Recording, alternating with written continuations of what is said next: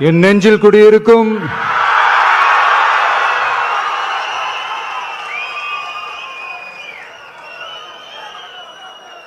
என்னுடைய தோழர்களுக்கும் தோழிகளுக்கும் தமிழக மக்களுக்கும் என்னுடைய வணக்கம். நம்ம குடும்ப உறவுகளை இழந்ததுனால சொல்ல முடியாத வேதனையிலும் வலியிலும் இவ்வளவு நாளா இருந்தோம். அப்படிப்பட்ட அந்த சூழல்ல நம்ம சொந்தங்களின் மனம் பற்றி இருக்க வேண்டியது நம்மளுடைய கடமை. அதனாலதான் அவங்களோட சேர்ந்து அமைதி காத்து வந்தோம். ஆனா இப்படி அமைதி காத்து வந்த நேரத்துல நம்மளை பத்தி வன்ம அரசியல் வலைகள், அர்த்தமற்ற அவதூறுகள்னு இந்த மாதிரி நிறைய விஷயங்கள் நம்மளை பத்தி எண்ணப்பட்டன, பரப்பப்பட்டன. இது எல்லாமே சட்டம் மற்றும் சத்தியத்தின் துணை கொண்டு துடைத்து எறிய தான் போறோம்.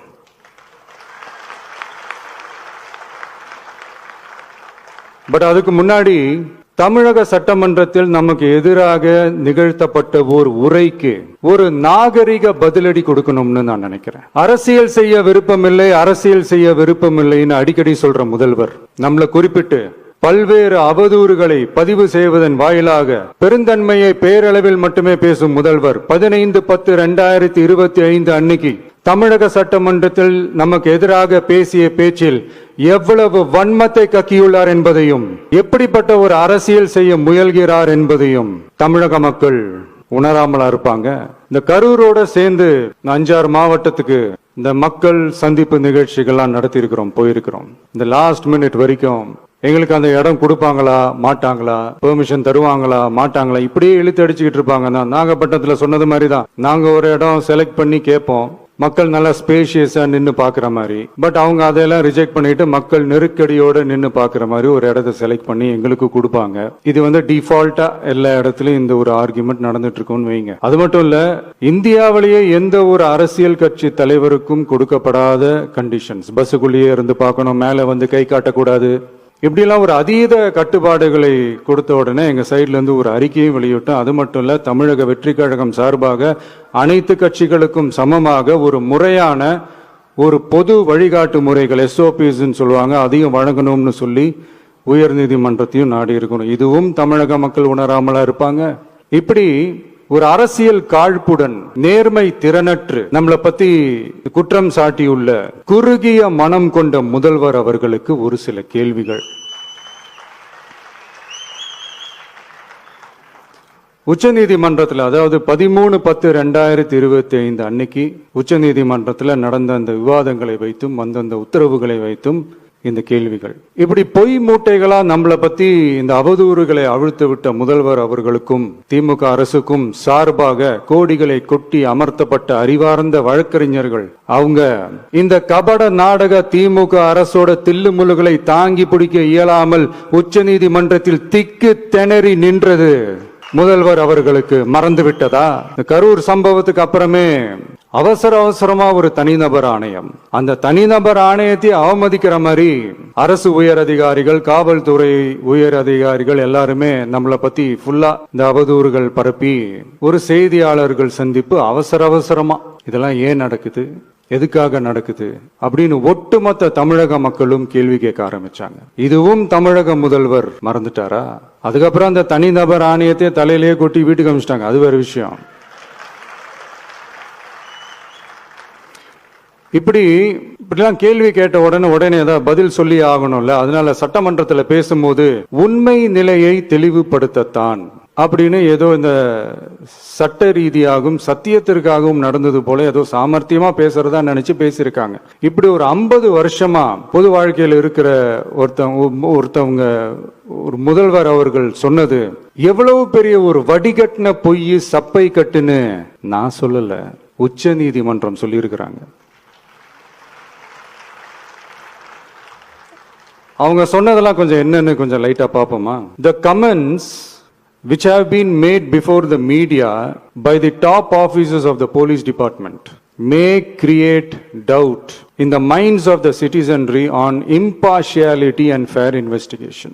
The faith and trust of the general public on the process of investigation must be restored in the criminal justice system. அதாவது அரசு காவல் உயர் அதிகாரிகள் ஊடகங்களிடம் பேசியது என்பது பொதுமக்களிடையே நியாயமான விசாரணை நடக்குமா என்ற சந்தேகத்தை ஏற்படுத்தக்கூடும் என்றும், நியாயமான விசாரணை மூலமே அந்த சந்தேகத்தை மீட்டெடுத்தே ஆக வேண்டும் என்றும் உச்சநீதிமன்றம் தமிழக அரசின் தலையில் ஓங்கி நறுக்கு நறுக்கு நறுக்கு என்று கொட்டியதை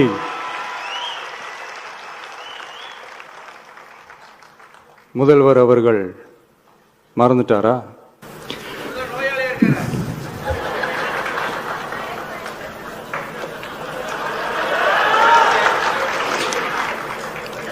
மாண்புமை சென்னை உயர்நீதிமன்றத்தின் மாண்புமிகு நீதியரசர் SIT அமைத்து உத்தரவிட்டார் அல்லவா? அந்த உத்தரவை ஏதோ சட்டத்தின் மீதும் நீதி பரிபாலனத்தின் மீதும் மரியாதை கொண்டவர்கள் போல ஒரு நாடகத்தனமான கொண்டாட்டத்தை திமுகவிற்கு ஒத்து ஊதுவோரும் நடத்தி கூத்தாடி குதூளித்தனர் அல்லவா? தாவேகாவிற்கு எதிராகவும் நமக்கு எதிராகவும் உயர்நீதிமன்ற மாண்புமிகு நீதியரசர் தீர்ப்பளித்து விட்டதாக விதந்தோதி விழா எடுத்தனர் அல்லவா? அந்த உத்தரவை குறித்து சொல்லும் போது எந்த ஆவணத்தின் அடிப்படையில் அந்த உத்தரவு அமைக்கப்பட்டது? நான் கேட்கல, உச்சநீதிமன்றம் கேட்டிருக்கிறாங்க. The judgment is completely silent about how learned single judge arrived at such a conclusion and what material was pursued by the court என்று உச்சநீதிமன்றம் உரத்த குரலில் கேள்வி கேட்டது. அப்போதும் கூட உச்சநீதிமன்றத்தில் திமுக அரசுக்காக வாதாடிய அறிவார்ந்த மூத்த வழக்கறிஞர்கள் பதில் சொல்ல இயலாமல் வாய் மூடி மௌனம் காத்ததை நாடே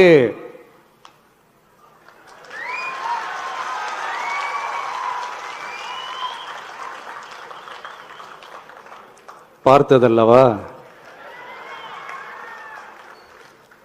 இதையும் முதல்வர் அவர்கள் மறந்துட்டாரா?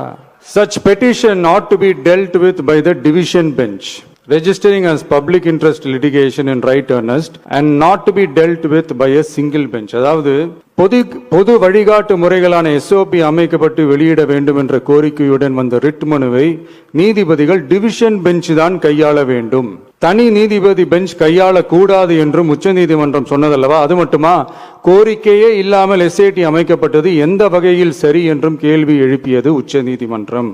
இது எல்லாமே அறியாமலோ இல்ல அறியாதது போலவோ உச்சபட்ச அதிகார மயக்கத்தில் இருந்து பேசினாரோ முதல்வர் அவர்கள்? மனிதாபிமானம், அரசியல் அறம், மாண்பு இதெல்லாம் எதுவுமே இல்லாம வெறும் பேச்சில மட்டுமே பேசிக்கிட்டு அரசியல் ஆதாயம் தேடுற ஆட்டத்தை ஆடத் தொடங்கிவிட்டார் முதல்வர் அவர்கள். இதெல்லாம் என்ன உங்களுக்கு புதுசா? என்ன 1969க்கு அப்புறமே எப்போ கட்சி அவங்க கைக்கு வந்ததோ, இன்னும் குறிப்பா சொல்லணும்னா 1972க்கு அப்புறம் கேள்வி கேட்க ஆளே இல்லாம போச்சுல, அதுக்கப்புறமே இந்த திமுக தலைமை இப்படிதானே இருக்குது. இப்ப நாங்க கேட்டோமே இந்த சில கேள்விகள், இதெல்லாம் நான் கேட்கல, சுப்ரீம் கோர்ட் கேட்டிருக்கு. இதனால என்ன புரிய வருது? இந்த கவர்மெண்ட் நடத்துற அந்த விசாரணை மேல சந்தேகம் ஏற்படுதுன்னா அதுக்கு என்ன அர்த்தம்? உங்க மேல நம்பிக்கை இல்லைன்னு அர்த்தம். இதெல்லாம் ஏன் எதுக்காகன்னு முதல்வர் அவர்களுக்கு புரியுதா? சுப்ரீம் கோர்ட் சொன்னதோட மட்டும் இல்ல, நிஜத்திலும் இன்னைக்கு மக்களுக்கு இந்த கவர்மெண்ட் மேல இருக்கிற நம்பிக்கை மொத்தமாக மண்ணுக்குள் புதைந்து விட்டது. இதுவாவது முதல்வர் அவர்களுக்கு புரியுதா? புரியலனா 2026 தேர்தல்ல இந்த திமுக தலைமைக்கு மக்கள் இன்னும் ஆழமா அழுத்தமா புரிய வைப்பாங்க. அப்ப கூட இவங்க என்ன பண்ணுவாங்க தெரியும்ல, 5 வருஷத்துக்கு ஒரு வாட்டி பழக்க தோஷத்துல ஒரு அறிக்கை ஒண்ணு வெளியிடுவாங்களே, மக்கள் தீர்ப்புக்கு தலை வணங்குகிறோம் அப்படின்ட்டு அந்த அறிக்கையை வெளியிட்டு இப்ப அறிவாலயத்துல போய் ஓடி ஒளிஞ்சுப்பாங்க. இப்பவே ரெடி பண்ணி வச்சுக்கோங்க அந்த அறிக்கைய. எப்படி? மக்கள் தீர்ப்புக்கு தலை வணங்குகிறோம்.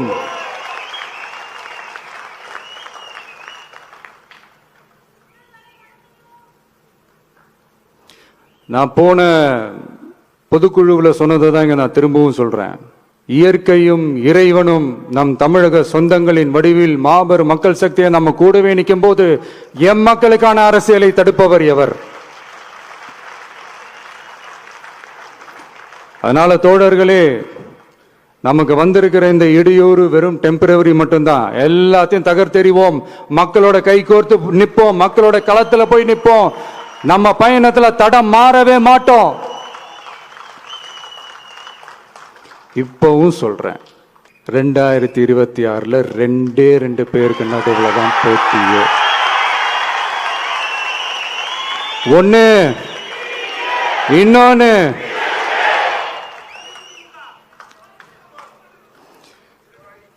இந்த போட்டி இன்னும் ஸ்ட்ராங்கா மாறப்போகுது. 100% வெற்றி நமக்கு. வாகை சூடுவோம், வரலாறு படைப்போம், கான்பிடண்டா இருங்க, நல்லதே நடக்கும், வெற்றி நிச்சயம். மீண்டும் சந்திக்கும் வரை நன்றி, வணக்கம்.